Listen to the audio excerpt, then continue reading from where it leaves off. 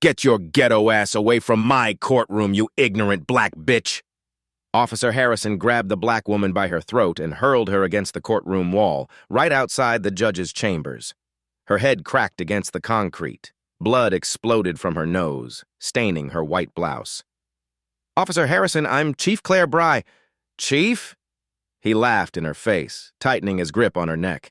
"Listen to this welfare queen. You probably can't even read, let alone run anything. You people are criminals, not chiefs.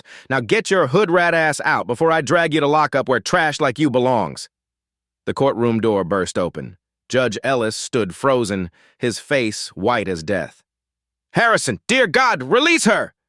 "Your Honor, that black woman is Chief Claire Bryant, your new police chief. She takes command Monday." Harrison's hands dropped. Every drop of blood drained from his face. The racist cop who brutalized his new boss had just signed his own death warrant and exposed a department built on lies, violence, and hate. The third-floor hallway of the Municipal Justice Center had fluorescent lights that buzzed faintly, the kind of institutional lighting that made everyone look slightly sick. It was 2:44 on a Friday afternoon, and the building hummed with the usual rhythms of justice being processed. Attorneys consulting with clients in corners, defendants waiting on benches, court officers moving between courtrooms with practiced efficiency. Claire Bryant stood near a water fountain, her notepad still in her hand. She'd been making observations for the past 3 hours, watching how officers interacted with the public, noting body language, listening to tone. This was day 5 of her unofficial orientation. 3 months of remote file review followed by a week of silent observation before her Monday swearing-in ceremony. She wanted to see the department as it really operated, not the polished version they'd present to a new chief.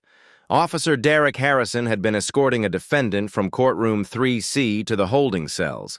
He was a big man, 6'2", with the kind of muscular build that came from serious gym time and the posture of someone used to being obeyed. When he turned the corner and saw Claire standing there, his jaw tightened. "Move," he said. Not a request, a command. Claire looked up from her notes, meeting his eyes but not moving immediately. She was taking in the moment, the automatic aggression, the assumption of authority, the expectation of instant compliance. This was exactly the kind of interaction she'd been watching for. "Sir, I'm just—" she began. "I said move!" Harrison's hand went to her shoulder, fingers digging in. The defendant he was escorting looked away, uncomfortable. Claire kept her voice level. "Officer, I'm Chief Bryant. I'll be starting as—" "Sure you are." His grip tightened. "And I'm the mayor. You got ID?" She started to reach for her credentials. That's when he made his decision. The split-second judgment that would change everything. He grabbed her arm, twisted it behind her back, and slammed her against the wall. Her cheek hit the painted cinder block. The notepad clattered to the floor. "You people," Harrison said, his arm across her collarbone, "always think you can talk your way out of everything. Always got an excuse. Always—" "Officer Harrison!" The voice cut through the hallway like a whip crack. Judge Raymond Ellis had emerged from his chambers, drawn by the commotion. He was 73 years old, a 20-year veteran of the bench with silver hair and a reputation for running an orderly courtroom.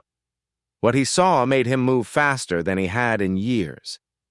Harrison's face went through several emotions in rapid succession. Confusion, recognition, and then something that looked like his blood draining to his feet. He released Claire immediately, stepping back as if she'd suddenly become electrified. Judge Ellis reached them in 4 long strides. "Chief Bryant, are you all right?" Claire straightened slowly, her hand going to her collarbone where Harrison's arm had been. There would be bruises. She could already feel them forming, but her voice remained steady. "I'm fine, Your Honor." The judge turned to Harrison. The officer's face had gone from red to pale in seconds. His hands hung at his sides, trembling slightly. Around them, other officers had appeared, drawn by the judge's shout or some sixth sense that told them something had gone very, very wrong. "Officer Harrison," Judge Ellis said, his voice formal now, the tone he used when reading verdicts. "I'd like to properly introduce you. This is Chief Claire Bryant, formerly of the FBI's Civil Rights Division. She was appointed by the City Council 3 months ago to reform this department. She begins her official duties Monday morning." He paused, letting that sink in. at which point she will be your direct superior and the commanding officer of every sworn member of this police department." The hallway had gone completely silent. Even the usual background noise of the courthouse seemed to have stopped. Harrison opened his mouth, closed it, opened it again. "Sir, I didn't know." "No," Claire said quietly, picking up her notepad from where it had fallen. "You didn't know who I was, but that shouldn't matter, should it? You didn't need to know who I was to treat me with basic dignity. That's the problem." She looked at him directly then, and Harrison had to force himself not to look away. This close, he could see that her eyes were dark brown, intelligent, and completely calm despite what had just happened. There was no fear there, just assessment, like she was a scientist and he was a particularly interesting specimen under a microscope. "Officer Harrison," Claire continued, her voice still quiet but carrying clearly in the silent hallway, "we'll discuss this on Monday. In the meantime, you're to report to Internal Affairs first thing tomorrow morning to provide a complete statement about this incident. Lieutenant Foster will take your statement. Do you understand?" "Yes, ma'am." The words seemed to stick in his throat. "And officer?" She was already turning to leave with Judge Ellis, but she glanced back over her shoulder. "Don't leave town." As she walked away, Harrison stood frozen. Around him, other officers were staring, some with shock, some with barely concealed horror, one or two with something that might have been satisfaction. His partner, Officer Mike Stevens, appeared at his elbow. "Jesus Christ, Derek," Stevens whispered. "Do you have any idea what you just did?" Harrison couldn't answer, because he was beginning to realize exactly what he'd done. And in that moment, standing in the courthouse hallway with a dozen witnesses and the certainty of an internal affairs investigation looming, Derek Harrison understood that his life as he knew it had just ended. Near the elevators, a court clerk named Daniel Cooper lowered his phone. He'd filmed the entire encounter. His hands were shaking as he saved the video to 3 different cloud accounts. He'd seen incidents like this before, not quite as dramatic, but similar. Officers being aggressive, people getting hurt, complaints disappearing into bureaucratic black holes. This time, he had evidence. And this time, the victim had the power to do something about it. Daniel just hoped that would be enough. 3 months earlier, the city council had met in closed executive session to discuss a crisis they could no longer ignore. The numbers told a story that was becoming impossible to hide. $4.8 million in police misconduct settlements over 5 years. Excessive force complaints had tripled while officer discipline had decreased by 40%. Community protests were becoming regular occurrences. Trust between the police and the neighborhoods they served had eroded to the point where witnesses wouldn't come forward and victims wouldn't file complaints.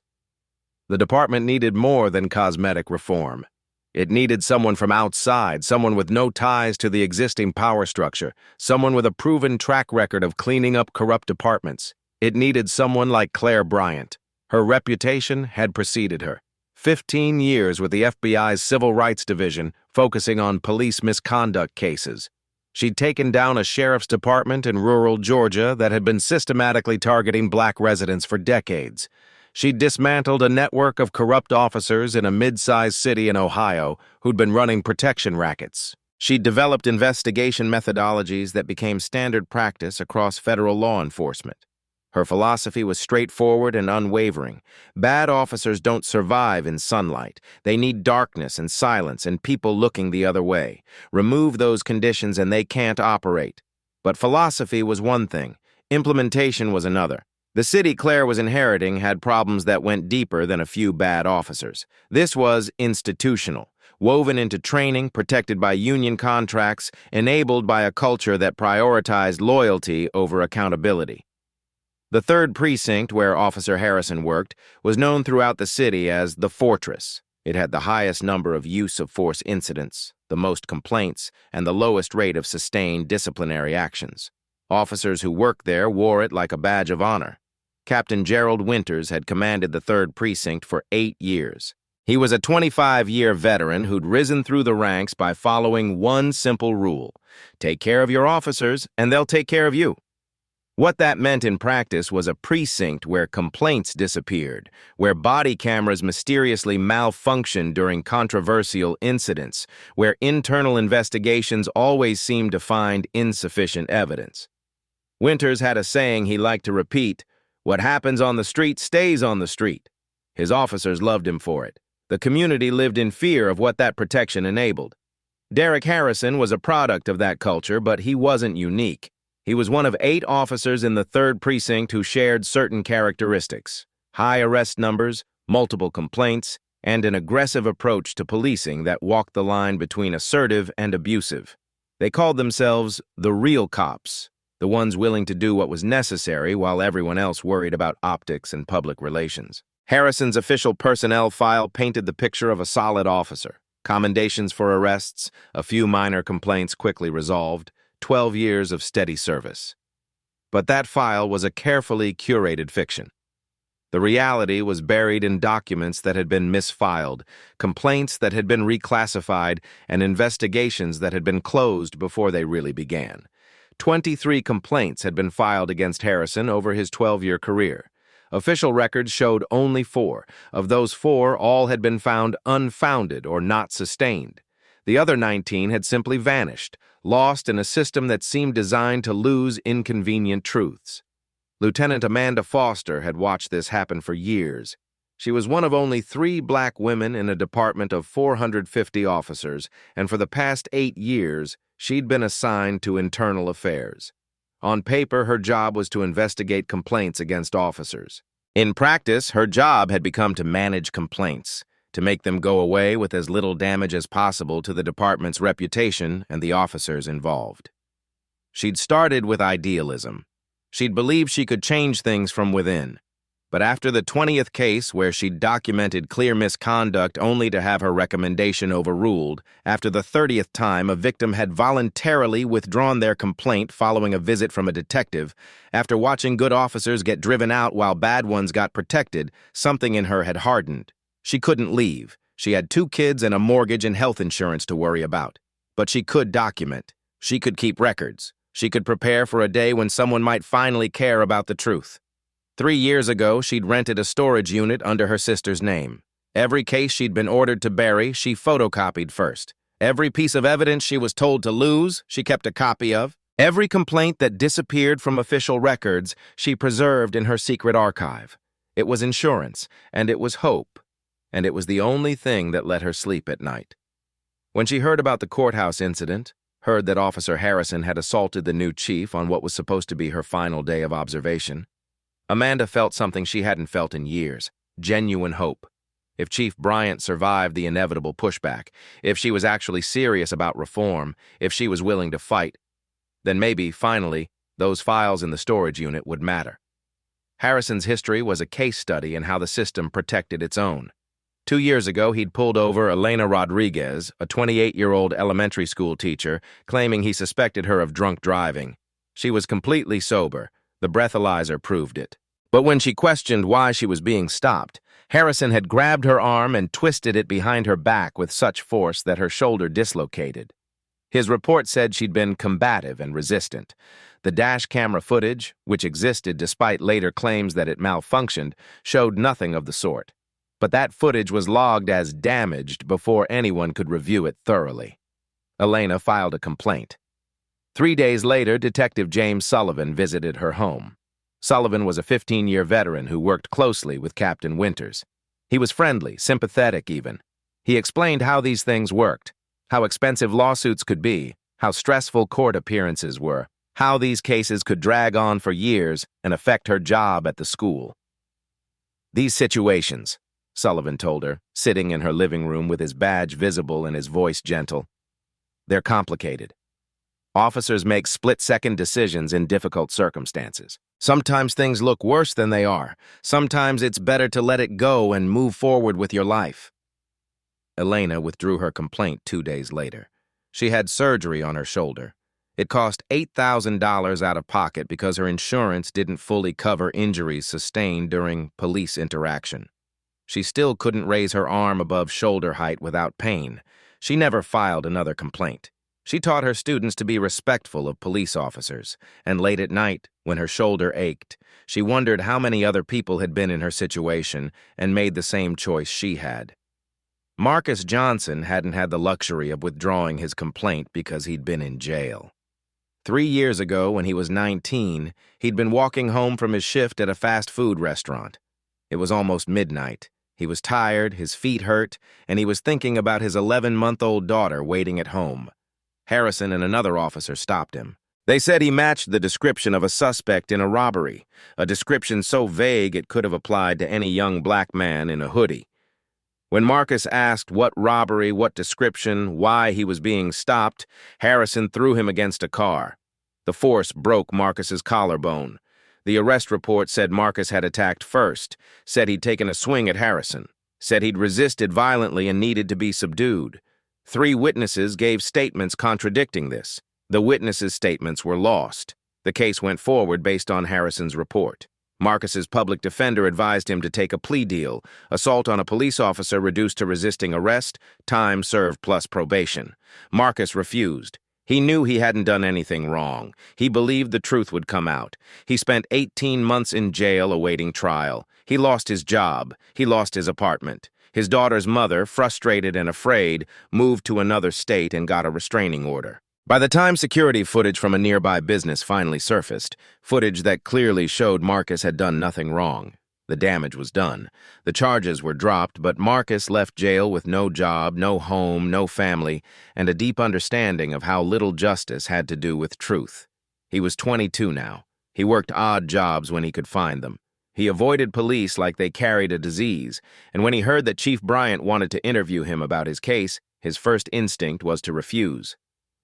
"Why should I help you?" he asked Amanda Foster when she tracked him down. "What changes for me?" Amanda didn't have a good answer to that.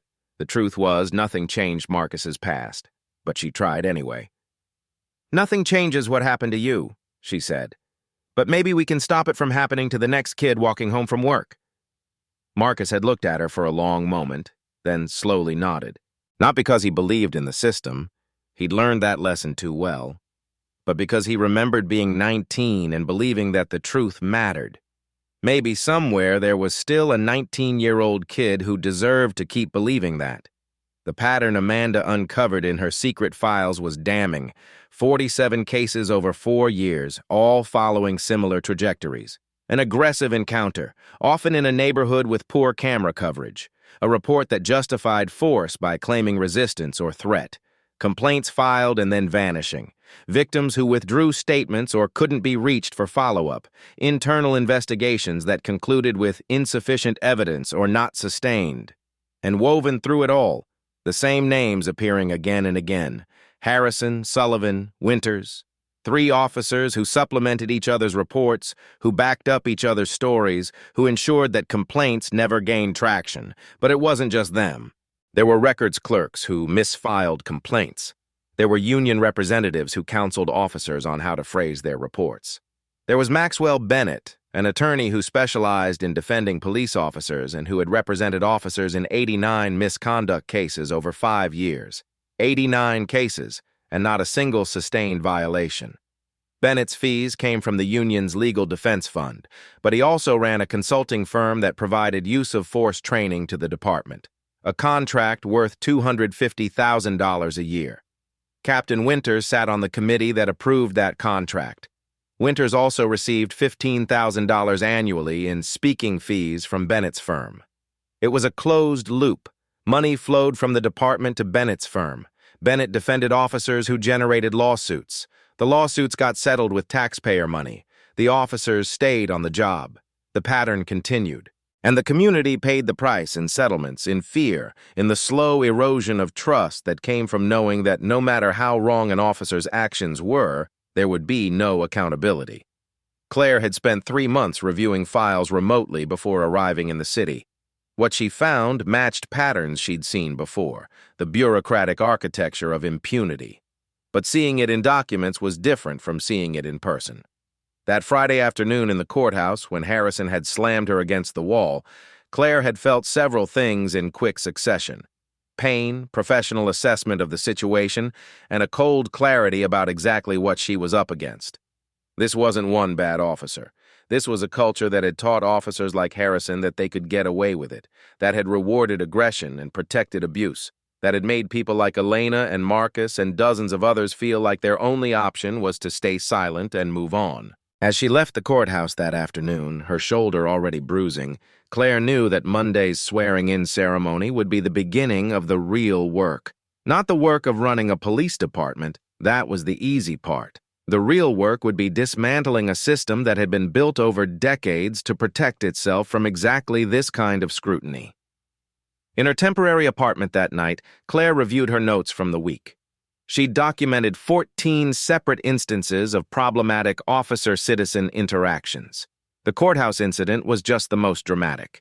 There had been officers who were dismissive when citizens asked questions, officers who used their physical presence to intimidate, officers whose tone conveyed contempt rather than respect. And interwoven through it all was an attitude she'd seen in every corrupt department she'd ever investigated. We are above the rules that apply to everyone else. Her phone rang. It was Amanda Foster, calling from a number Claire didn't recognize. "Chief Bryant," Amanda said without preamble, "I need to talk to you. Not at the office, not on recorded lines, somewhere private." They met at a coffee shop far from police headquarters. Amanda brought a folder. Inside were summaries of cases. Not the originals, those were too risky to move, but detailed notes about what she'd documented. "I have 47 cases," Amanda said quietly, glancing around to make sure they weren't overheard. "Cases that were buried. Harrison is in 23 of them, but he's not alone. There are 7 other officers with similar patterns, and it all runs through Captain Winters." Claire reviewed the summaries. Each one made her jaw tighten a little more. "Why didn't you come forward before?" "To who?" Amanda's laugh was bitter. "Internal Affairs reports to the deputy chief, who protects Winters. The union protects the officers. The city attorney settles cases to avoid publicity." "And officers who break the code?" She trailed off, then pulled up her sleeve to show a long scar on her forearm. 2 years ago, someone slashed my tires and broke my car window, left a note that said, 'Mind your business.' I reported it. The investigation went nowhere. You kept the files anyway. I couldn't not. Every case I buried felt like a betrayal. This was the only thing I could do that felt like resistance, I guess." Claire closed the folder. "Lieutenant Foster, I'm restructuring internal affairs on Monday. I want you heading it. Real authority, real independence, and I want full access to your files." Amanda's eyes filled with tears. She blinked back quickly. "They'll retaliate. Against me, probably against my family. Not if we move fast enough, and not if we have evidence so overwhelming they can't." Claire leaned forward. "I didn't come here to manage this problem. I came here to solve it, but I need people inside who are willing to fight. Are you willing?" Amanda thought about every case she'd been forced to close, every victim she couldn't help, every good officer who'd left in disgust while bad ones got protected. She thought about her kids and the world they'd grow up in, and she thought about Elena Rodriguez's dislocated shoulder, Marcus Johnson's 18 months in jail, and all the others whose names filled her secret files. "Yes," she said, "I'm willing." That night, while Claire and Amanda were meeting, Derek Harrison sat in the Fraternal Order of Police Lodge with Captain Winters, Detective Sullivan, and 4 other officers who'd been at the courthouse. Also present was Maxwell Bennett, the union lawyer who'd made a career out of defending officers exactly like them. Bennett laid out the situation with professional calm. "The courthouse incident is bad. If there's video, if witnesses talk, we have a serious problem. Our strategy needs to be threefold: discredit the narrative, protect Officer Harrison's rights through the grievance process, and make Chief Bryant's job as difficult as possible." "She's on a mission," Winters said. "She's not here to run a department. She's here to tear it apart." "Then we make it too difficult for her to stay," Bennett replied. "City councils get nervous when new chiefs cause chaos. Communities get worried when crime goes up during transitions, and juries are usually sympathetic to officers who say they made split-second decisions under pressure." Harrison had been quiet through most of the meeting, but now he spoke. "I'm filing a complaint against her. Hostile work environment? She's targeting me because of what happened?" Bennett considered this. "Let's hold off on that. We don't want to look reactionary. First, we need to find out if anyone filmed the incident. If there's video, we need to control it before it gets out. What none of them knew was that it was already too late for that. Daniel Cooper had already backed up the video, and in 3 weeks, when he got his third anonymous threat, he would decide that keeping quiet was more dangerous than speaking up. But on that Friday night, Harrison and his allies still believed they could manage this. They'd managed situations like this before. They had the union, they had their lawyer, they had a system that had always protected them. They didn't yet understand that this time was different. This time, the person they'd wronged had the authority to look into every corner they'd kept dark. This time, someone was willing to follow the evidence wherever it led. This time, the system's protection was about to become its vulnerability. Monday morning was coming, and with it, everything would change. Claire arrived at police headquarters at 6:45 Monday morning, 15 minutes before sunrise. The building was a gray concrete structure from the 1970s, blocky and institutional, located in a part of downtown that had never quite gentrified. The lobby smelled like old coffee and floor wax. She deliberately arrived early before the day shift began, wanting to see the building when it was mostly empty. She wanted to understand the space before it filled with people and politics and the careful performances everyone would put on for the new chief. Her office had been cleared out over the weekend per her instructions. The previous chief's commendations, photos, and personal items had been boxed and sent to him in retirement. Claire wanted to start with a blank space. No inherited symbolism, no subtle message that this office belonged to someone else and she was just borrowing it. Her first official act, logged at 6:52 a.m., was to request complete personnel files for every sworn officer, all use-of-force reports from the past 3 years, and every pending internal affairs investigation. By 7:30, when Captain Winters arrived, he found a memo on his desk asking for those materials by end of business. At 7:45, when he came to Claire's office to explain why that timeline was impossible, he found her reviewing budget documents and marking them up with a red pen. "Chief Bryant," he said, his tone carefully respectful but with an edge underneath, "I got your memo. Those files you're requesting, some of them might take time to locate. The previous chief's filing system was inadequate," Claire finished. "I'm aware. That's why I'm requesting complete files. If documents are missing, I'll want to know which ones and why. If they've been lost, we'll need to recreate them from backup systems. If backup systems don't exist, that's a separate problem we'll address." Winters shifted his weight. He was a big man, 6'4", used to using his physical presence to his advantage, but Claire didn't look up from her budget review, didn't acknowledge the implicit intimidation. "Some of those IA investigations are sensitive," he continued. "Union contracts have privacy provisions. I'm aware of the contract." Now she did look up, and her eyes were flat and professional. "I've memorized it. The chief has authority to review all investigations. If the union wants to file a grievance about that, they're welcome to. But I'll have those files today." Winters opened his mouth to argue further, then seemed to think better of it. "I'll see what I can do." "You'll have them on my desk by 5 p.m., Claire corrected. "Captain, let's be clear about something. I didn't come here to make friends or to preserve how things have always been done. I came here because this department has a problem, and that problem is destroying public trust. You can be part of solving that problem, or you can be part of the problem that needs solving. Your choice."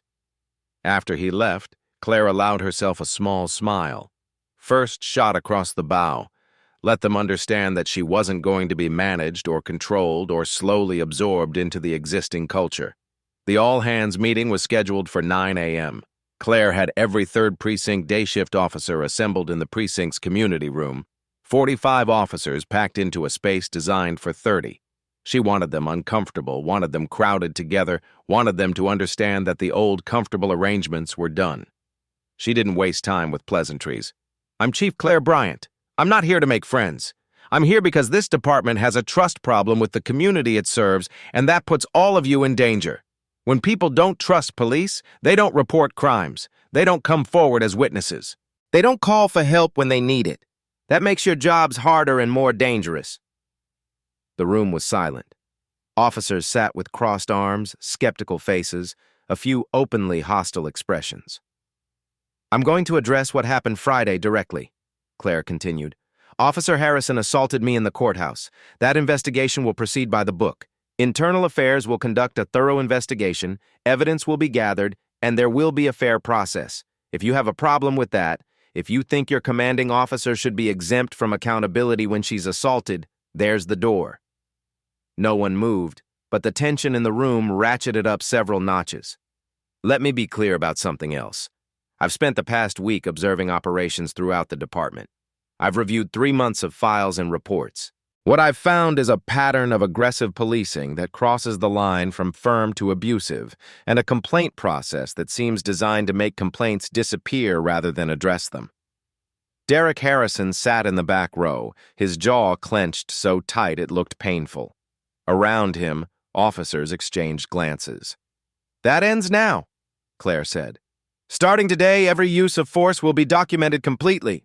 Every complaint will be investigated thoroughly. Body cameras will be functional and footage will be preserved.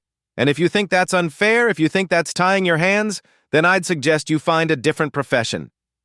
She paused, letting that sink in. "Most of you became officers because you wanted to help people. You wanted to make a difference. You wanted to protect communities. That's noble work. But somewhere along the way, some of you forgot that power without accountability is just tyranny with a badge. And I'm here to restore accountability." When she opened the floor for questions, there were none. Just 45 officers staring at her with expressions ranging from shock to anger to, in a few faces, something that might have been respect. As the meeting broke up, Claire watched the officers file out. She was looking for reactions, cataloging who seemed receptive, who seemed hostile, who seemed scared. Amanda Foster caught her eye and gave a small nod. Officer Jennifer Taylor, a 26-year-old with 3 years on the force, stopped to speak briefly. "Chief, I just wanted to say—" Jennifer glanced around to make sure no one was listening closely. "Some of us think this is overdue. We're glad you're here." "Thank you, Officer Taylor. I'm going to need officers like you to speak up when you see problems. The culture only changes when good people stop staying silent."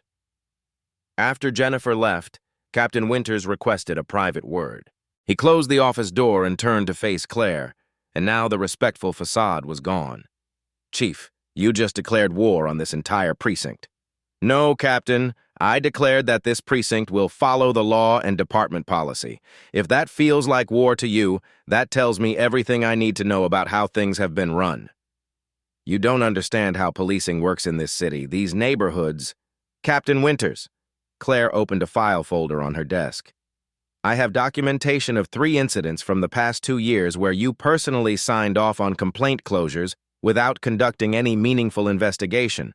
I have reports from Internal Affairs investigators recommending further action with your handwritten notes in the margin saying, 'Close this.'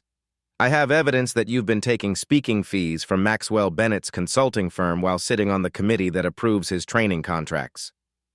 Winter's face went red. "Those fees are legal. The contract allows—" "I didn't say they were illegal.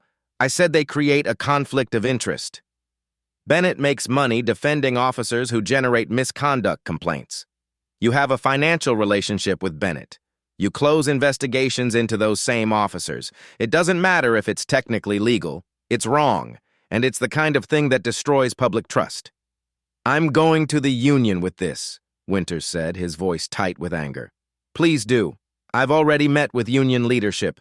They're aware that this administration will follow contract procedures exactly, which means documented misconduct will be disciplined according to the progressive discipline guidelines in the contract. Those guidelines exist for a reason, Captain. We're going to start using them." After Winters stormed out, Claire sat back in her chair and allowed herself a moment of tension release. This was the hardest part. The initial confrontation, the establishing of boundaries, the making it clear that she wouldn't be intimidated or managed or slowly absorbed into the existing dysfunction. She'd been through this before, in other departments. The first weeks were always brutal. There would be pushback, there would be resistance, there would be officers who tested boundaries to see if she was serious. Some would leave, some would file grievances, some would leak to media or complain to city council members. But if she could survive the initial storm, if she could demonstrate that she was immovable on matters of principle, then eventually the culture would start to shift. Not quickly, not easily, but gradually. The key was having allies inside the system, people like Amanda Foster who'd been waiting for someone to back them up. People like Jennifer Taylor who wanted to do good work but felt constrained by a toxic culture. That afternoon, Amanda came to Claire's office and closed the door. "I need to show you something," Amanda said, "and I need your word that you'll protect my identity as the source." "You have it." Amanda laid out the details of her storage unit, her 3 years of documentation, her secret archive of buried cases. As she talked, Claire took notes, asking clarifying questions, building a mental map of how the system had been operating. "Lieutenant Foster, you've documented a criminal conspiracy, destruction of evidence, witness tampering, official misconduct. This is bigger than I thought." "That's why I kept the files. I knew that eventually someone would care, or at least I hoped."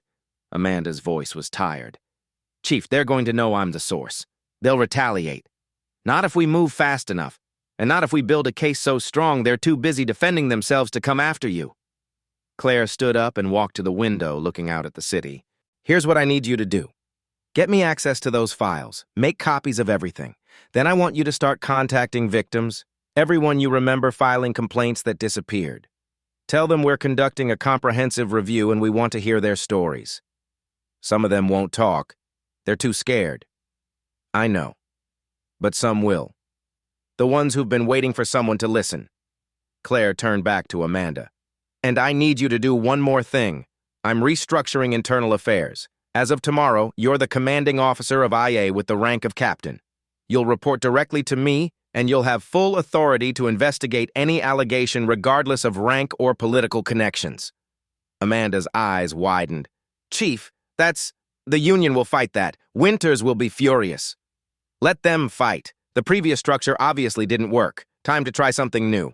That evening, while Claire was still in her office reviewing personnel files, the opposition was organizing at the FOP Lodge. Harrison, Winters, Sullivan, Bennett, and a core group of 8 officers met to discuss strategy. "She's moving too fast," Bennett said, pacing the room. "Restructuring IA, requesting complete files, promoting Foster. She's building a case. We need to slow her down," Winters said. "Make her job so difficult she gets frustrated and leaves. Or we find something to discredit her," Sullivan suggested. "Background information, past cases, something we can use." Harrison had been quiet through most of the meeting, but now he spoke. "What about the court clerk? The one who was filming? If that video exists, we need to know." Bennett made a note. "I'll make some inquiries. If there's video, we need to control the narrative around it before it goes public." What they didn't know was that the video was already backed up in multiple locations, and Daniel Cooper was beginning to realize that his silence might be more dangerous than speaking out.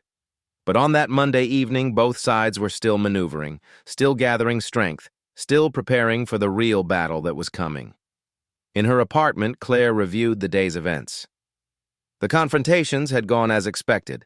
The resistance was predictable. The path forward was clear, even if it would be difficult. She thought about Elena Rodriguez's dislocated shoulder, about Marcus Johnson's 18 months in jail, about all the people whose complaints had been buried, whose voices had been silenced, whose experiences with police had taught them that justice was for other people.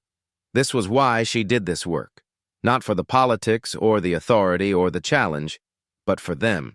For every person who'd been taught that their dignity didn't matter, that their rights were negotiable, that the system would always protect itself rather than protect them.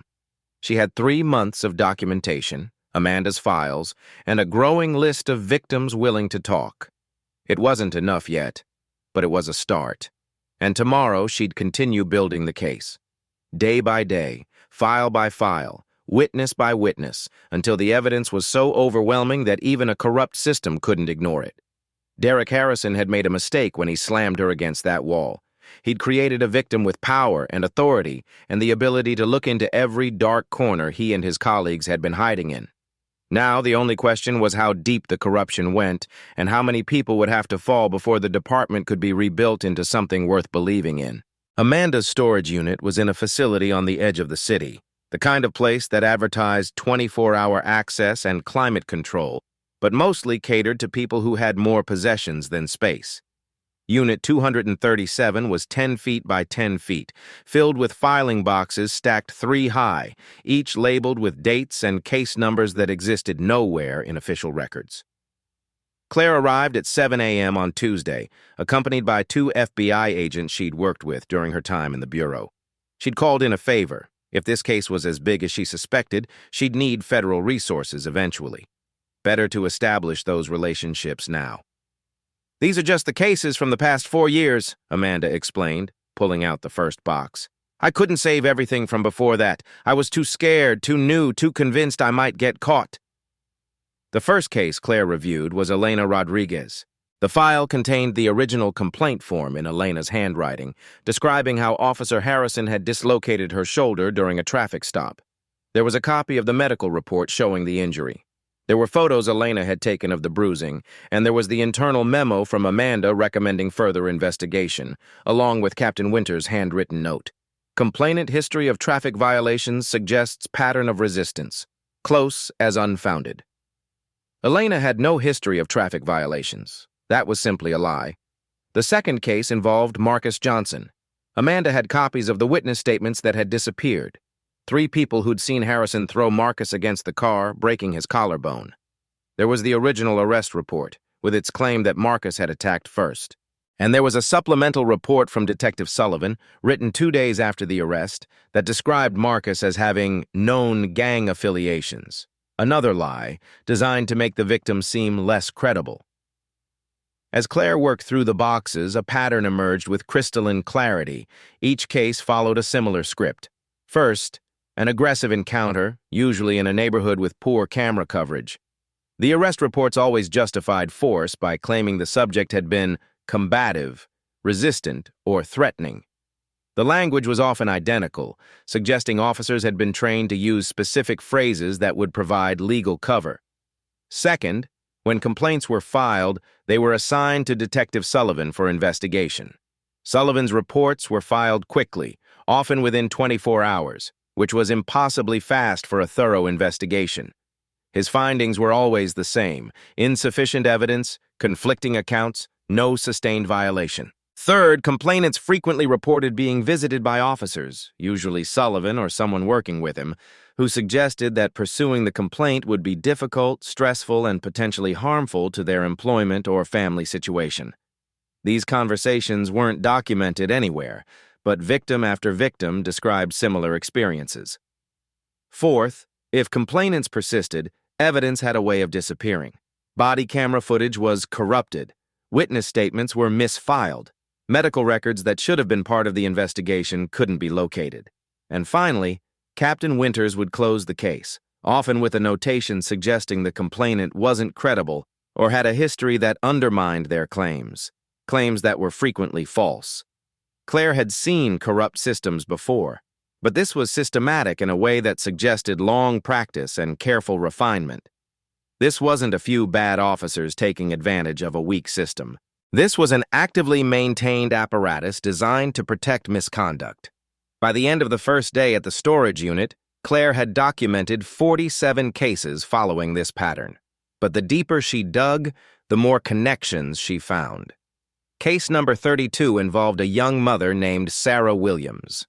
15 months ago, Harrison had responded to a noise complaint at her apartment. When Sarah tried to explain that the noise was coming from a different unit, Harrison had become aggressive. Her 7-year-old son had stepped between them, frightened and trying to protect his mother. Harrison had grabbed the child, claiming the boy was interfering with police business. When Sarah stepped forward to shield her son, Harrison arrested her for assault on a police officer. The charges were eventually dropped, but not before Child Protective Services investigated based on Harrison's report. Sarah had nearly lost custody. Her son, now 8, still had nightmares about police officers. In her interview with Claire and Amanda, Sarah broke down describing it. "He's 8 years old," she said, her voice cracking. "He's 8, and he's terrified of anyone in uniform. Police officers, security guards, even the crossing guard at his school, because he watched a man with a badge hurt his mother and take her away." This was one of the moment vang that Claire knew would resonate. It wasn't abstract. It wasn't about policy or procedure. It was about a child who'd learned to fear the people who were supposed to protect him. As Claire gathered testimony, she began mapping connections. She created a visual timeline on a large whiteboard in her office with cases plotted by date, location, officer involved, and outcome. The pattern became stark. 77 cases over 4 years. Geographic clustering in low-income neighborhoods, particularly areas with limited camera coverage. The same 8 officers appearing again and again, Harrison plus 7 others who formed his core group. Detective Sullivan investigating all but 3 of the cases. Captain Winters closing all 47 that Amanda had documented. But there was more. Claire noticed something else in the pattern. Several incidents occurred at the same intersection, Jefferson and 5th. It was an area with no traffic cameras, no business security cameras, nothing to contradict an officer's version of events. She requested patrol assignment records. Sure enough, Harrison and his group frequently volunteered for shifts covering that area. They were deliberately selecting locations where they could operate without oversight. The discovery that made Claire's blood run cold came on Thursday afternoon. One of the FBI agents helping with the review found an encrypted file on a shared police server. With help from an IT specialist, they accessed it. It was a database, unofficial, unconnected to any legitimate law enforcement system. It contained names, photos, and notes on 217 individuals. The notes included assessments like known agitator, filed complaint 2019, anti-police, watch for opportunities. Elena Rodriguez was in the database, added 3 days before her traffic stop. The note said, known to file complaints, use caution. Marcus Johnson was listed, added 2 weeks before his arrest. The note said, associates with problem individuals, flagged for attention. Sarah Williams was there too. Her entry, added 4 days before the noise complaint incident, said, previous complaint attempt, difficult, document everything. This wasn't reactive policing.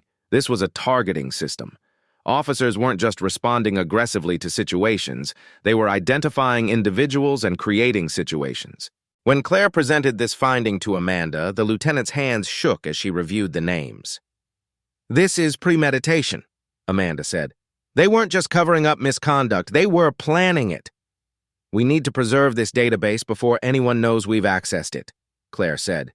And we need to identify everyone who contributed to it. The system log showed 8 primary contributors, including Harrison. But there were also 2 entries from Captain Winters and 3 from Detective Sullivan. The rot went higher and wider than even Amanda had suspected.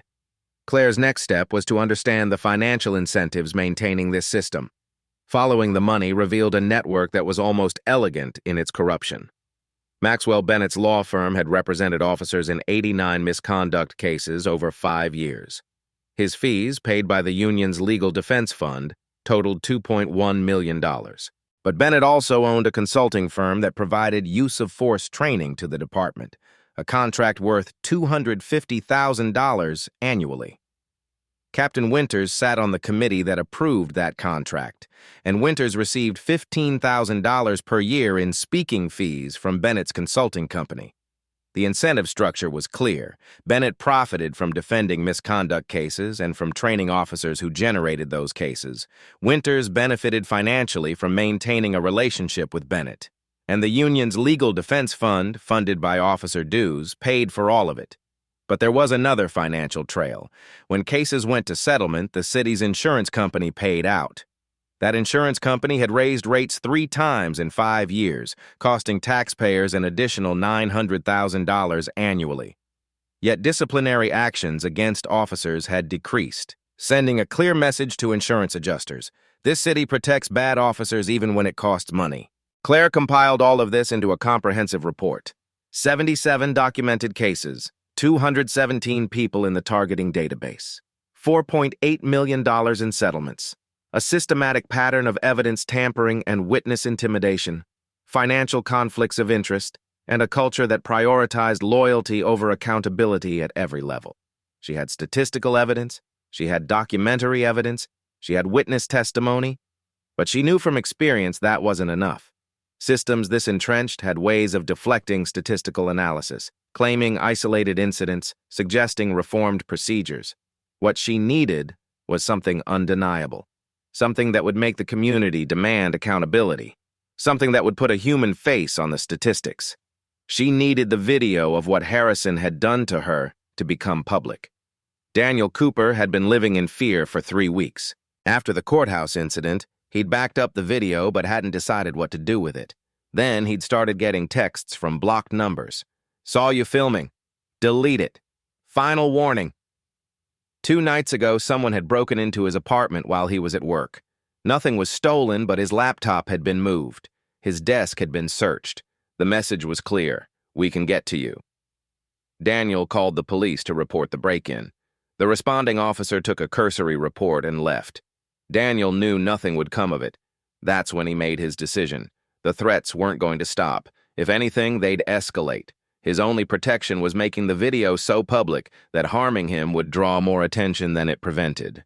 On a Thursday evening, 3 weeks after the incident, Daniel uploaded the video to 3 social media platforms simultaneously. He included a detailed statement. This is Chief Claire Bryant being assaulted by Officer Derek Harrison in the courthouse where I work. I filmed this on her first day observing our justice system. She identified herself. She didn't fight back. She didn't raise her voice. And then we found out she's his boss. This happens all the time to people who don't have her authority. How many others has this officer hurt who couldn't do anything about it? #Justice for all. Then he sent copies to 3 local news stations, 2 national networks, and a civil rights organization. And he called Amanda Foster. "Lieutenant," he said when she answered, "I just released the video. They're going to know it was me." Amanda's response was immediate. "Where are you right now?" "My apartment." "Pack a bag. I'm sending officers you can trust to bring you somewhere safe. Don't open the door for anyone else." Within 3 hours, the video had 50,000 views. Within 12 hours, it had passed 2 million. By morning, it was on every news channel, and Daniel Cooper was in protective custody at a location known only to Claire, Amanda, and 2 FBI agents. The video played in slow motion on news broadcasts. You could see Claire standing near the water fountain, taking notes. You could see Harrison approaching with his defendant. You could see the aggressive body language, the grab, the slam against the wall, and most damning, you could hear the audio. "Harrison, move." Claire, "Officer, I'm Chief Bryant. I'll be starting as..." Harrison, "Sure you are. You got ID?" The sound of the grab, the impact against the wall, and then Harrison's voice, dripping with contempt. "You people always think you can talk your way out of everything." That phrase, "you people," became the focal point. The racist undertone was unmistakable. This wasn't just excessive force. This was an officer treating a black woman with contempt, assuming she was lying about her identity because of her race, using violence to enforce submission. Social media erupted. #Fire Harrison trended nationally. #Justice for Claire became a rallying cry. But there was also #Back the Blue, with police supporters arguing that the video didn't show what happened before, that people were rushing to judgment, that good cops were being demonized. The comment sections became war zones. People analyzed the video frame by frame.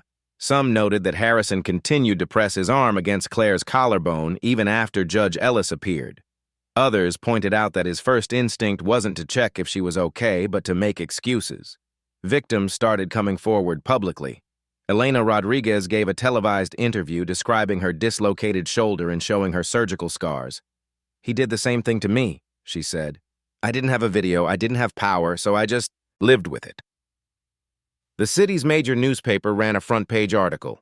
"Chief's Assault Spotlights Years of Complaints."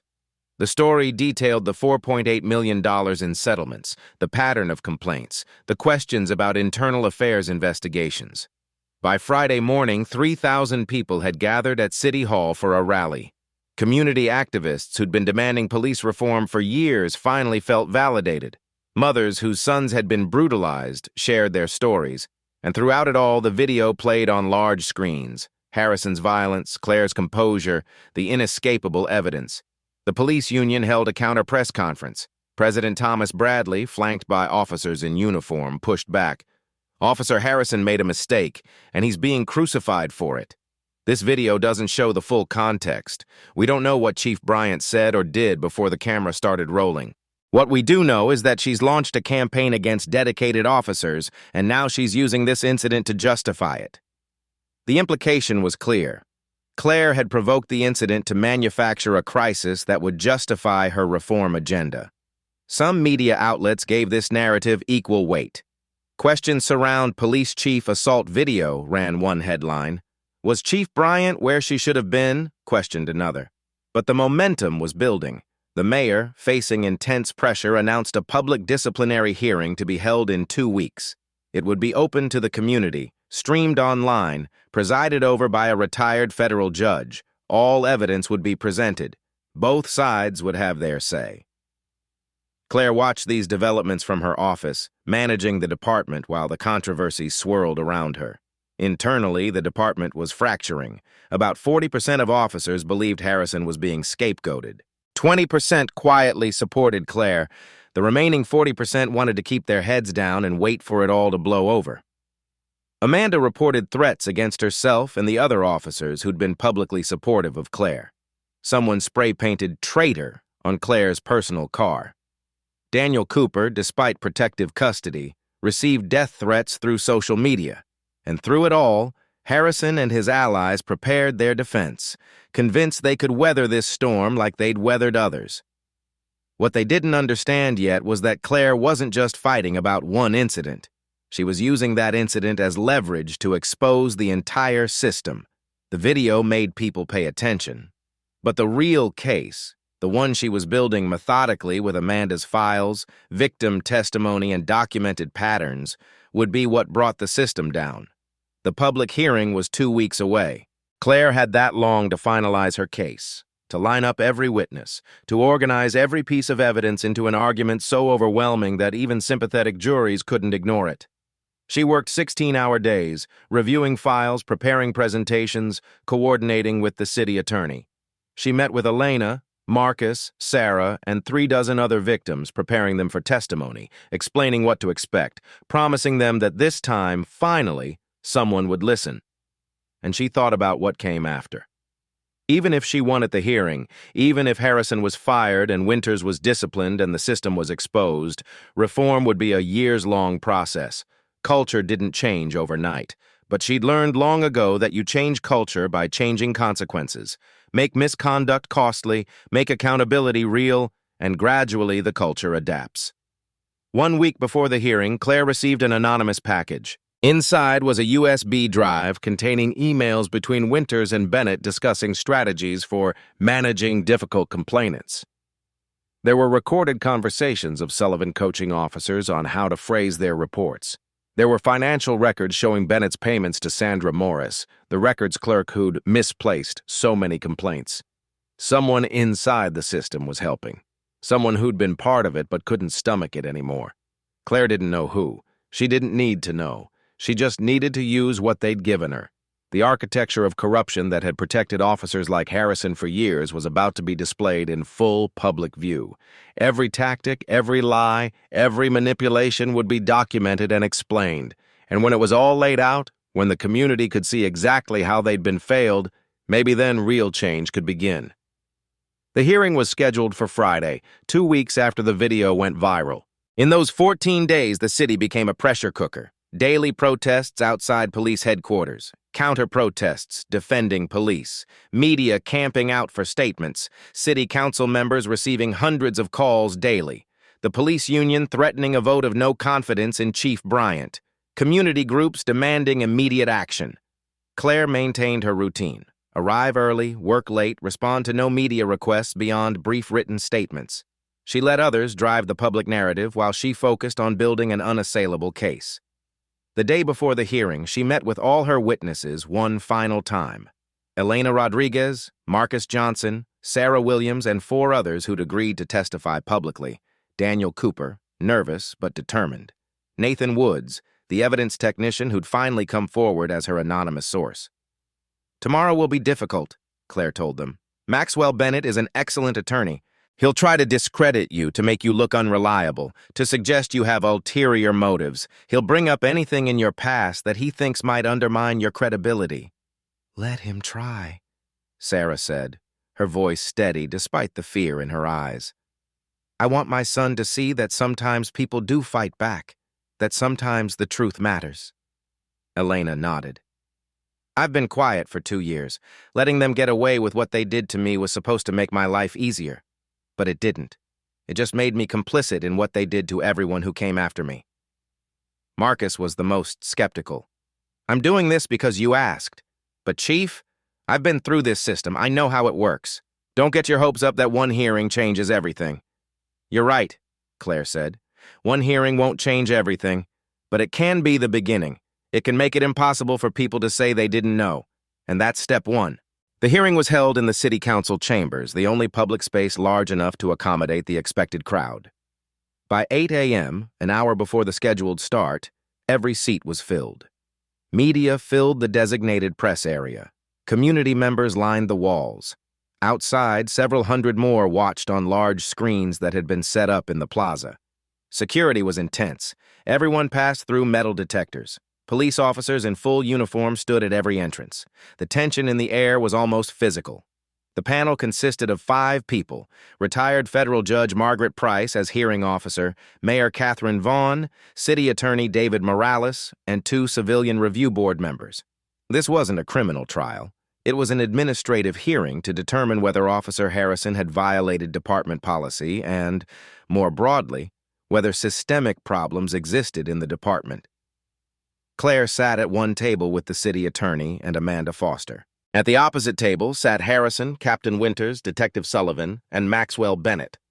Judge Price, a stern woman in her mid-60s with steel-gray hair and a reputation for tolerating no nonsense, called the hearing to order at 9:02 a.m. "This hearing has 3 purposes," she began. "First, to determine whether Officer Derek Harrison violated department policy in his interaction with Chief Claire Bryant. Second, to assess whether that incident represents broader issues within the police department.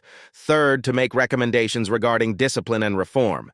This is not a criminal proceeding. The standard of evidence is preponderance, more likely than not. Mr. Bennett, your opening statement." Bennett stood, and his opening was everything Claire expected: smooth, sympathetic to his client, framing Harrison as a dedicated officer caught in an impossible situation. "Officer Harrison has served this city for 12 years. He's made hundreds of arrests, responded to thousands of calls, worked the most dangerous shifts in the most challenging neighborhoods. On the day in question, he encountered someone in a restricted courthouse area who failed to properly identify herself. In the split-second decisions officers must make every day, he made a judgment call. Was it perfect? No. But it wasn't malicious. It wasn't criminal. And it certainly doesn't justify the witch hunt that Chief Bryant has launched against him and his fellow officers." Bennett sat down, and City Attorney Morales stood for the city's opening. "This hearing is about accountability. It's about whether police officers are subject to the same rules as everyone else, or whether they operate in a consequence-free zone. Officer Harrison didn't just use force against Chief Bryant. He assaulted her after she identified herself, after she posed no threat because he decided she needed to learn her place. That's not police work. That's abuse of power. And as we'll show, it's not an isolated incident. It's part of a pattern of misconduct that has been systematically covered up for years." The first witness was Daniel Cooper. He testified about filming the incident, about backing up the video, about the threatening messages he'd received. Bennett's cross-examination tried to establish that Daniel had an anti-police agenda, that he'd filed complaints before, that his decision to film was itself suspicious. Daniel held firm. "I filmed because I saw wrong being done. I've worked in that courthouse for 3 years. I've seen how some officers treat people. This time, I had evidence." Then the video was played in full for the hearing. The room watched in silence. Even having seen it dozens of times, Claire felt her jaw tighten watching Harrison's arm across her collarbone, hearing the contempt in his voice. When it ended, Judge Price asked, "Chief Bryant, do you wish to testify?" Claire took the stand. She described the incident calmly, professionally, without embellishment. When asked how she felt during the assault, she answered honestly, "Angry, but also vindicated, because it confirmed what I'd been seeing all week. Officers who view communities they serve with contempt, who see citizens as problems to be controlled rather than people to be protected." Bennett's cross-examination was aggressive, trying to establish that Claire had provoked the incident, that she'd been in a restricted area without authorization, that she'd failed to properly identify herself. "Chief Bryant, isn't it true you were conducting surveillance on officers without their knowledge?" I was observing courthouse operations, which is within my authority as incoming chief. You had advanced knowledge of Officer Harrison's record, didn't you? I reviewed all officers' records as part of my preparation. Officer Harrison's file showed no complaints, but as we now know, that's because complaints were systematically buried. Isn't it convenient that on your final day of observation, you had an incident that gave you justification for your reform agenda? Claire looked at Bennett directly. Mr. Bennett, I didn't need to manufacture a crisis. Your client provided one. The only thing I manufactured was the willingness to do something about it. The hearing continued into the afternoon. Amanda Foster presented the statistical analysis. 77 cases following similar patterns, geographic clustering, identical report language, the suspicious disappearance of evidence. Bennett objected repeatedly. This hearing is about one incident, not a fishing expedition into department practices. Judge Price ruled, the pattern evidence is relevant to establishing whether Officer Harrison's conduct was aberrant or systemic. I'll allow it. Elena Rodriguez took the stand and told her story. Her voice shook, describing the shoulder dislocation, the surgery, the $8,000 in medical bills, the visit from Detective Sullivan encouraging her to drop her complaint. Bennett tried to undermine her. Miss Rodriguez, you withdrew your complaint voluntarily, didn't you? After I was threatened. After I was told my life would be harder if I didn't. That's not voluntary. But you were in fact cited for a broken taillight that night, weren't you? Which was fixed 2 weeks before the stop, as the repair receipt shows. Officer Harrison was looking for a reason to pull me over. Marcus Johnson testified next. He described being thrown against a car, his broken collarbone, 18 months in jail for charges that were eventually dropped, losing his job, losing his daughter. Mr. Johnson, Bennett said during cross-examination, you have a criminal record, don't you? No, I don't. The charges were dropped. But you were arrested. You were in custody. That's a fact. Because Officer Harrison lied in his report. That's also a fact. Sarah Williams broke down on the stand describing her son's nightmares, his fear of uniforms, the way he still flinched when he saw police officers. The room was silent, except for her quiet sobbing. My son is 8 years old, she said. He's 8, and he's terrified of the people who are supposed to protect him, because Officer Harrison grabbed my child to prove a point, to show he could, and nobody stopped him. Bennett's cross-examination of Sarah was brief and careful. Even he seemed to recognize that attacking a mother discussing her traumatized child would backfire. As the afternoon wore on, 3 more victims testified. Each story added weight, building a picture of a pattern that couldn't be dismissed as isolated incidents. Then, Nathan Woods took the stand. This was the moment Claire had been building to, the insider testimony that would break open the system's inner workings. Nathan testified about being ordered to misplace evidence, about keeping secret copies of everything he was told to lose, about documenting Captain Winter's direct involvement in evidence tampering. Officer Woods, City Attorney Morales asked, why did you keep these records if you weren't prepared to come forward? Because I couldn't live with myself if I didn't. I became a police officer to protect people, not to help other officers abuse them. I kept hoping someone would care enough to ask the right questions, and finally, Chief Bryant did. Bennett's cross-examination tried to paint Nathan as a disgruntled employee with a grudge, but Nathan had documentation for everything. Emails, evidence logs, recordings he'd made of conversations with supervisors. As the day stretched into early evening, Detective Sullivan was called to testify. He was visibly uncomfortable, sweating despite the air conditioning. The city attorney walked him through his role as the primary investigator for internal affairs complaints. Detective Sullivan, you investigated 31 complaints against Officer Harrison. How many did you sustain? None. Did you interview complainants in all 31 cases? Long pause. Not in all cases. In how many cases? I'd have to review my notes. Let me help you. Our review shows you interviewed complainants in 7 of 31 cases. That's less than 25%. How do you investigate a complaint without talking to the complainant? Sullivan had no good answer. The city attorney produced an email, Sullivan to Winters. Another complainant withdrew. That's the 4th this month. The deterrent strategy is working. The room erupted in angry murmurs. Judge Price gavelled for order. Detective, Explain what you meant by deterrence strategy. That email was taken out of context. Then provide the context. Sullivan couldn't, because there was no context that made that email acceptable. As Sullivan stepped down, looking defeated, Captain Winters was called. The hearing had already run over its scheduled time, but Judge Price decided to continue into the evening session rather than break overnight. Winters testified that he'd acted in good faith, that he'd relied on his investigators' recommendations, that he'd never intentionally buried complaints. The city attorney systematically dismantled his testimony, producing email after email showing Winters directing investigations to be closed, Winters coaching officers on report language, Winters consulting with Bennett about how to manage difficult complaints. Captain Winters, you received $15,000 annually from Maxwell Bennett's consulting firm while sitting on the committee that approved his training contract. Did you disclose that financial relationship? It was disclosed in my annual ethics form, which is reviewed by whom? The deputy chief, who reports to you. Winters had no response to that. Finally, at 9:49 p.m., nearly 13 hours after the hearing began, Officer Derek Harrison took the stand. He was pale, tired, and visibly shaken by the day's testimony. His account of the courthouse incident tried to portray himself as acting in good faith.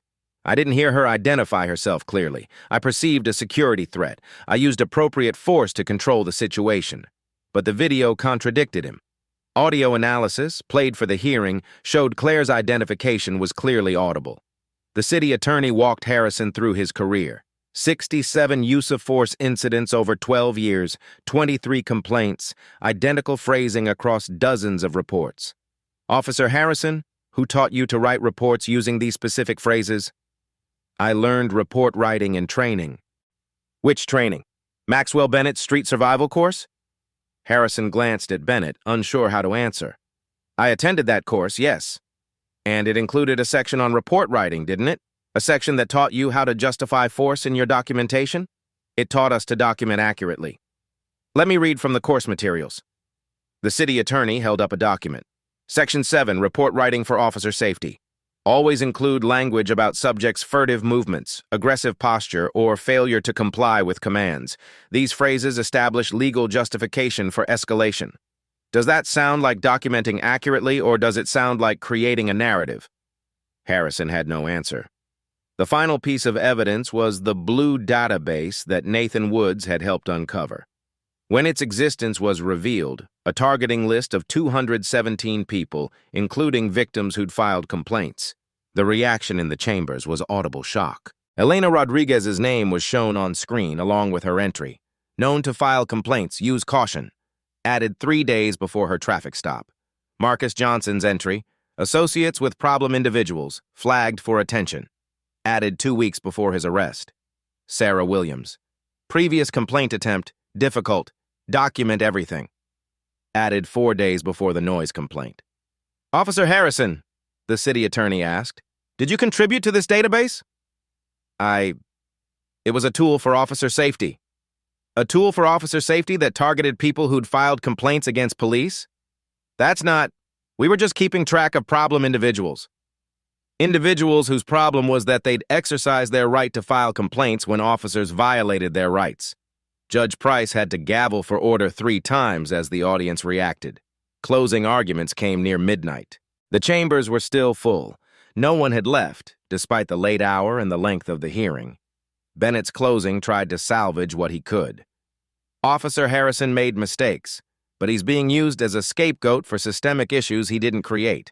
Firing him won't fix this department. City Attorney Morales' closing was direct. Mr. Bennett is right about one thing. Officer Harrison didn't create these problems alone, but he participated in them willingly, systematically, and without remorse. This department can't heal until it holds people accountable. All of the people, officers, supervisors, everyone who enabled this system. Judge Price announced she would issue her findings the next morning, giving her time to review all evidence and testimony overnight. As the hearing adjourned at 12:14 a.m., Claire watched people file out. Some looked satisfied, some angry, some simply exhausted. Elena, Marcus, and Sarah sat together in the front row, not moving yet. Amanda approached Claire. That was Brutal. That was necessary, Claire corrected. Now we wait. But they both knew the waiting was almost over. The evidence was overwhelming. The pattern was undeniable. The system had been forced to examine itself in public, and what it saw wasn't pretty. 12 hours later, Judge Price would issue her ruling, and nothing would ever be the same. Judge Margaret Price arrived at City Hall at 7 a.m. Saturday morning. She'd spent the night reviewing evidence, watching video repeatedly, reading transcripts of testimony. She'd made notes, crossed them out, started over. This wasn't a decision to be made lightly. By 8 a.m., she had her findings written. By 9 a.m., the city council chambers were filling again. Smaller crowd than yesterday, but still significant. Claire sat in the front row with Amanda. Harrison sat with Bennett, Winters, and Sullivan. The mayor and city council members took their seats on the dais. Judge Price wasted no time with preliminaries. I've reviewed all evidence presented at yesterday's hearing along with supplemental materials provided by both parties. My findings are as follows. She read methodically, building her case point by point. First, regarding the courthouse incident. Officer Harrison violated department policy and state law in his interaction with Chief Bryant. The video evidence clearly shows excessive force used against an individual who posed no threat and who had identified herself. Officer Harrison's claim that he didn't hear Chief Bryant's identification is contradicted by audio analysis. His subsequent actions, maintaining pressure even after Judge Ellis appeared, demonstrate consciousness of wrongdoing rather than good faith mistake. Second, regarding the pattern evidence, the testimony and documentation presented demonstrate a systematic pattern of misconduct that goes far beyond Officer Harrison. 77 documented cases, statistical clustering, identical report language, and the existence of a targeting database established that this was not a few bad officers, but an institutional failure. Third, regarding supervisory failure. Captain Winters failed in his basic duty to investigate complaints thoroughly, to provide appropriate oversight, and to discipline when discipline was warranted. His financial relationship with the union's attorney, while perhaps technically legal, created conflicts of interest that compromised his judgment. Detective Sullivan's investigations were perfunctory at best, designed to clear officers rather than determine truth. Fourth, regarding systemic issues. The evidence shows a department culture that prioritized protecting officers over protecting citizens, that viewed accountability as the enemy rather than the foundation of public trust, and that actively worked to prevent complaints from being fairly investigated. Based on these findings, I make the following recommendations. Officer Derek Harrison. Termination, effective immediately. Criminal referral to the district attorney for assault and official misconduct. Captain Gerald Winters. Suspension without pay pending further investigation. Recommendation for demotion or termination based on findings of that investigation. Detective James Sullivan. Reassignment from Internal Affairs. Mandatory retraining. Suspension of 30 days without pay. Department-wide. Implementation of federal oversight through a consent decree, comprehensive review of all use of force policies, complete restructuring of internal affairs with independent civilian oversight, mandatory de-escalation training for all officers, early warning system for officers with complaint patterns, public database of all use of force incidents and disciplinary actions. Finally, I want to address something directly to this community. What was exposed in this hearing isn't just about a few officers. It's about all of us. Every time we looked away when we knew something was wrong. Every time we accepted the explanation that someone must have done something to deserve rough treatment. Every time we prioritized order over justice. Police officers have difficult jobs, yes, but difficulty doesn't excuse abuse. And this department, this city, has excused too much for too long. Judge Price set down her written findings and looked directly at Harrison. Officer Harrison, I want you to understand something. You didn't just assault Chief Bryant that day. You assaulted the idea that police officers are public servants rather than public masters. You demonstrated exactly the attitude that destroys trust between police and communities. And you did it in a way that couldn't be hidden or explained away. You gave this community incontrovertible proof of what many of them had been saying for years. She turned to Claire. Chief Bryant, you have a difficult road ahead. Culture doesn't change because of one hearing. But sunlight is the best disinfectant, and today we've turned on a lot of lights. I wish you luck. The chambers erupted, half in cheers, half in angry protests. police union representatives walked out. Community members embraced, some crying. Media rushed to file stories. Harrison sat motionless, Bennett speaking urgently in his ear. Winters's face was red with fury. Sullivan stared at the table. As Claire left the chambers, Harrison approached her. They hadn't spoken directly since the courthouse incident. "This isn't over," he said, his voice low and tight with anger. "You made enemies today, real enemies." Claire looked at him evenly. "No, Officer Harrison. I made it so your victims don't have to be afraid anymore. That's all that matters. Security will escort you from the building. Turn in your badge and weapon at the desk." As she walked away, Amanda caught up with her. "We did it." "We started it," Claire corrected. "The real work begins Monday." Outside, community activists were already organizing. The hearing had been streamed online and reactions were pouring in on social media. Some celebrated the accountability. Others decried what they saw as persecution of police. Elena Rodriguez stood in the plaza surrounded by reporters. "This doesn't give me my shoulder back. It doesn't erase 2 years of silence. But maybe, it means the next person won't have to stay silent." Marcus Johnson spoke to a smaller group. "I'm glad they fired him, but firing one cop doesn't change the system. We need to stay vigilant. We need to keep demanding accountability." Sarah Williams held her son's hand. Reporters approached, but she shook her head. She'd said what she needed to say yesterday. Today was about beginning to heal. That afternoon, the police union held an emergency press conference. President Thomas Bradley announced that the union would appeal Harrison's termination, would file grievances challenging the disciplinary actions, would fight the federal consent decree in court. "This was a kangaroo court," Bradley said. "Officer Harrison is being sacrificed to appease anti-police activists. We will not abandon our members." The battle wasn't over. It was, in many ways, just beginning. But something had shifted. The architecture of corruption that had protected misconduct for years had been publicly exposed.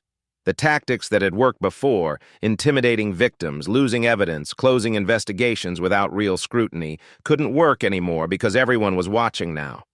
At police headquarters, Claire met with her command staff Monday morning. About a third of the faces were new, officers who'd requested transfers rather than work under her leadership, replaced by officers from other precincts or new hires. The mood was tense, but not hostile. "I'm not going to pretend that what happened this weekend was easy or comfortable for any of you," Claire began. "Being in law enforcement means being under scrutiny, and that scrutiny has intensified.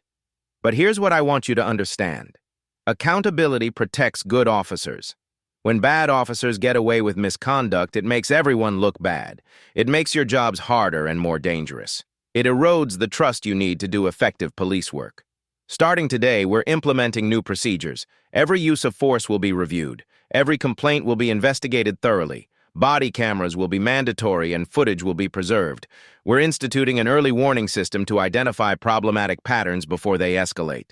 And we're creating community oversight boards with real authority. Some of you will hate these changes. Some of you will think I'm handcuffing you. If you feel that way, I encourage you to think about why documentation and accountability feel like handcuffs.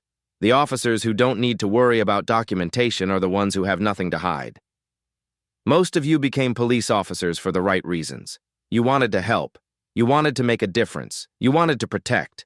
I'm here to make sure that's still possible, to create a department where good officers can do good work without being undermined by bad officers who generate mistrust and lawsuits. Questions? Officer Jennifer Taylor raised her hand. "Chief, how do we rebuild trust when half the community sees us as the enemy?" "Day by day. Interaction by interaction, decision by decision. You rebuild trust by being worthy of it, by being fair, by admitting mistakes, by holding yourselves to high standards. It's not quick and it's not easy, but it's the only way." The federal consent decree took effect within a week. A monitoring team from the Department of Justice began conducting assessments. Training protocols were revised. Use of force policies were rewritten. Internal affairs was completely restructured, with Amanda as captain reporting directly to Claire and with civilian oversight. Not everyone accepted the changes. 8 more officers retired or transferred. The union filed 14 grievances in the first month. Conservative media outlets ran stories about police being persecuted and crime increasing under anti-cop leadership. But something else was happening too. Complaint numbers actually increased. Not because misconduct increased, but because people began believing complaints might actually be investigated.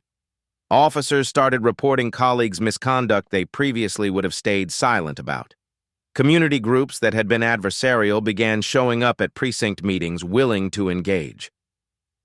3 months after the hearing, Claire reviewed preliminary statistics. Use of force incidents down 35%. Sustained complaints up because they were actually being investigated. Community trust polling showed movement from 23% to 31%. Still terrible, but trending in the right direction. Officer recruitment remained a challenge. Fewer people wanted to join a police force under federal monitoring. But the candidates who did apply were generally better.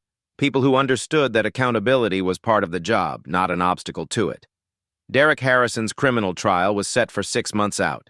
Bennett would defend him as expected. The union paid for the defense as expected. Some media outlets would frame it as a referendum on policing as expected. But the video existed. The pattern evidence existed. The testimony existed. And unlike previous cases that had been managed in darkness, this one would play out in full public view. Elena Rodriguez started speaking at community events about police accountability. She'd turned her pain into advocacy. Her shoulder still hurt, but she'd found purpose in making sure others didn't suffer silently like she had. Marcus Johnson remained skeptical of the system, but he'd agreed to serve on one of the new community oversight boards. "I don't trust it yet," he told Claire, "but I'll watch it. And if you're serious about change, I'll give you a chance to prove it." Sarah Williams' son was in therapy. The nightmares came less frequently. He still tensed around police officers, but his mother told Claire that recently he'd waved at an officer in the grocery store. Small progress, but progress. The cost of reform was real. Claire received death threats weekly.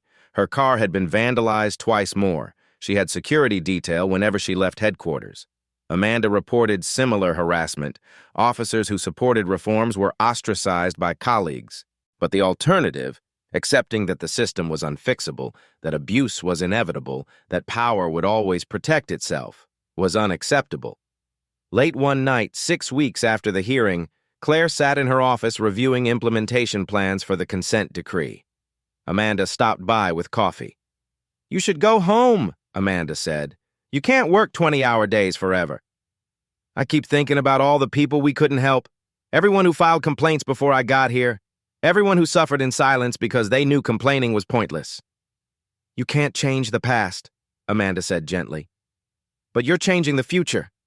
That has to count for something." "Does it? Sometimes I wonder if we just exposed one small corner of a much bigger problem, if this is even making a difference. Ask Elena, ask Marcus, ask Sarah. They'll tell you it makes a difference." Claire nodded slowly. "Monday, we're implementing the new early warning system. If it works the way it should, we'll catch problematic patterns before they become Harrison-level patterns. And if officers resist, then we'll document their resistance and address it. We keep pushing, Amanda. That's all we can do. We keep pushing until accountability becomes normal instead of exceptional." The conversation was interrupted by Claire's phone. It was the FBI agent who'd been helping with the investigation into threats against Claire and her allies. They'd traced several of the threatening messages to a phone registered to one of Harrison's close associates, another officer who'd already been placed on administrative leave for separate misconduct. "We have enough for charges," the agent said. "Witness intimidation, harassment, possibly conspiracy.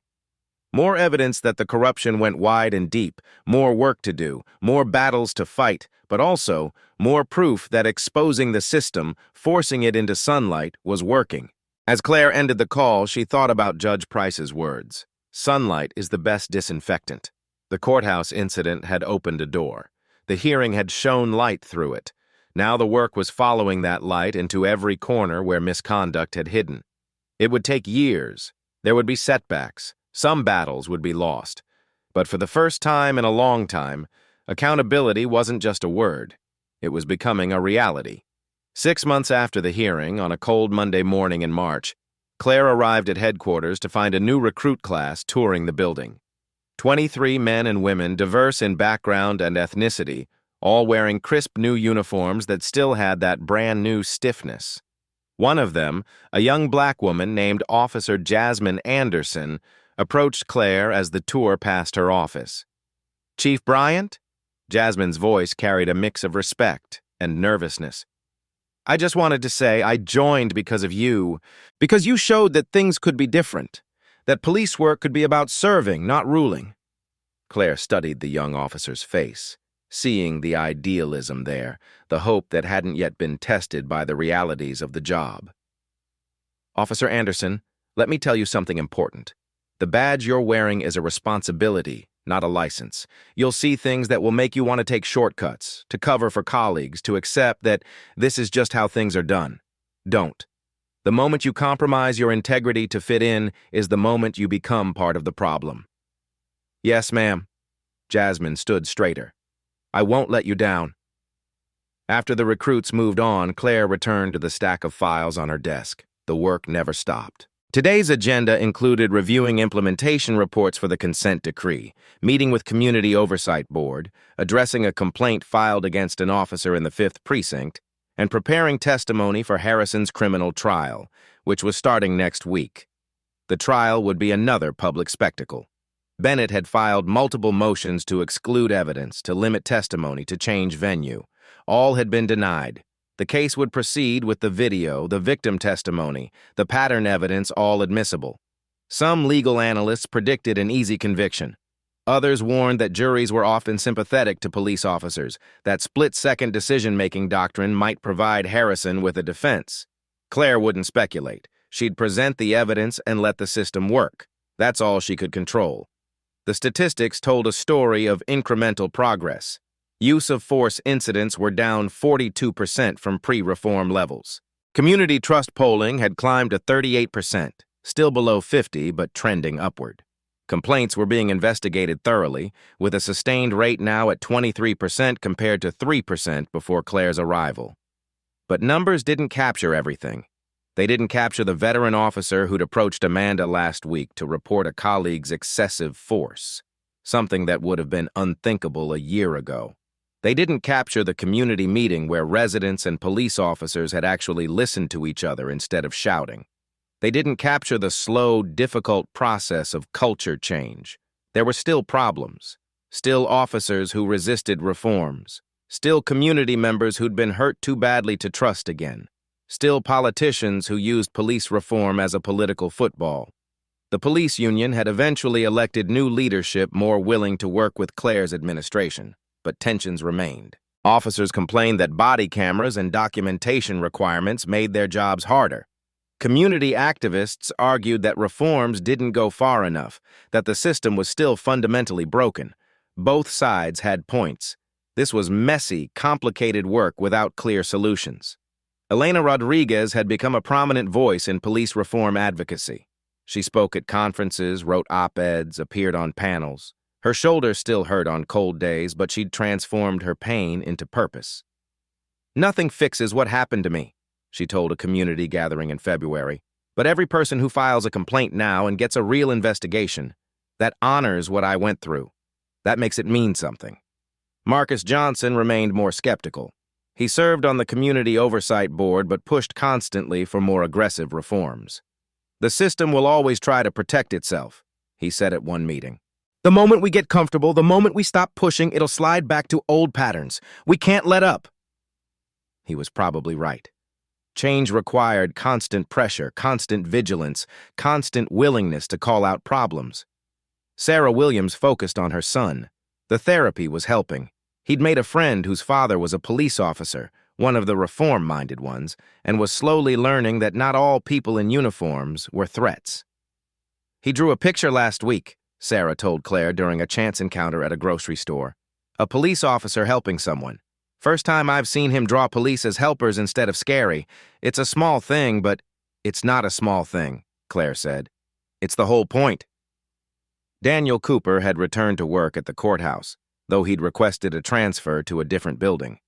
The threats had stopped after the arrests, but he remained cautious. He'd been recognized in public several times, usually with thanks, occasionally with hostility. I did the right thing, he told a reporter in an interview. But I won't pretend it was easy or that there weren't costs. Sometimes doing the right thing is expensive. Nathan Woods had been promoted to sergeant, overseeing the evidence unit. His documentation of tampering had led to a broader investigation that resulted in 3 more terminations and a complete overhaul of evidence handling procedures. "I spent 2 years documenting corruption because I didn't know what else to do," he reflected. "Turns out documentation matters, evidence matters, truth matters. Who knew?"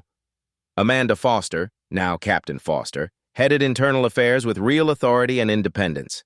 She'd hired 4 new investigators, all with backgrounds in oversight work. The backlog of uninvestigated complaints had been cleared. New complaints received thorough, prompt investigation. "We're actually doing the job IA is supposed to do," she told Claire. "Crazy concept, right?" But Amanda still received threatening messages occasionally, still got hostile looks in the cafeteria, still had to maintain security precautions. The personal cost of fighting the system remained real. Captain Winters had resigned rather than face termination proceedings. He immediately took a position as a public safety consultant for a right-wing media outlet, where he appeared regularly to criticize police reform efforts. Detective Sullivan had completed his retraining and was working a desk job in records. He kept his head down, did his work, and apparently hoped everyone would forget his role in the old system. Maxwell Bennett still represented police officers in misconduct cases, though his consulting contract with the city hadn't been renewed. He'd filed multiple lawsuits challenging the consent decree, all unsuccessful so far. The Federal Monitor assigned to oversee reforms issued quarterly reports. The most recent one noted progress but highlighted areas needing improvement: recruitment of diverse candidates, retention of reform-minded officers, sustainable funding for oversight mechanisms. "Reform is a marathon, not a sprint," the report concluded. "This department has made significant progress, but cultural change requires years of sustained effort." That effort continued daily. New officers were trained in de-escalation and community policing. Existing officers were retrained, with resistant officers eventually counseled out or terminated. Community oversight boards reviewed every use-of-force incident and complaint investigation. Not every case ended satisfactorily. Some investigations couldn't determine what happened. Some officers accused of misconduct were exonerated because evidence was genuinely insufficient. The system wasn't perfect because no system operated by humans could be. But it was better. Measurably, demonstrably better than before. On a Friday afternoon in late March, Claire testified at Harrison's trial. She recounted the courthouse incident again, calmly and without embellishment. Bennett's cross-examination tried to establish that she'd been where she shouldn't have been, that she'd failed to identify herself clearly, that her reform agenda had motivated her to make an example of his client. Claire didn't take the bait. She simply told the truth. Harrison had assaulted her after she identified herself, used excessive force against someone who posed no threat, and demonstrated exactly the attitude that made police accountability necessary. The trial lasted 3 weeks. Elena, Marcus, and Sarah all testified. The pattern evidence was admitted. The video played dozens of times for the jury. After 7 hours of deliberation, the jury found Harrison guilty of assault and official misconduct. He was sentenced to 18 months in prison and permanent bar from law enforcement. The verdict sparked reactions across the spectrum. Police reform advocates celebrated. Police unions decried it. Media outlets analyzed its implications. Claire issued a brief statement. "This verdict represents accountability, not persecution. Officer Harrison violated his oath and the law. The jury held him responsible. That's how the system is supposed to work." But she knew that one verdict didn't solve systemic problems. Harrison was one officer. The culture that had enabled him involved hundreds of people making thousands of small compromises and rationalizations. Changing that culture required changing incentives, changing training, changing oversight, changing expectations.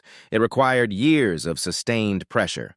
Some days the progress felt glacial. Other days, Claire saw moments that gave her hope. A veteran officer apologizing to a citizen after a traffic stop became heated, de-escalating instead of doubling down. A community member thanking an officer who'd helped find their lost child, trust being rebuilt interaction by interaction. A new recruit asking thoughtful questions about use of force policy instead of just accepting that's how we do it. These moments didn't make headlines, but they were the actual work of reform.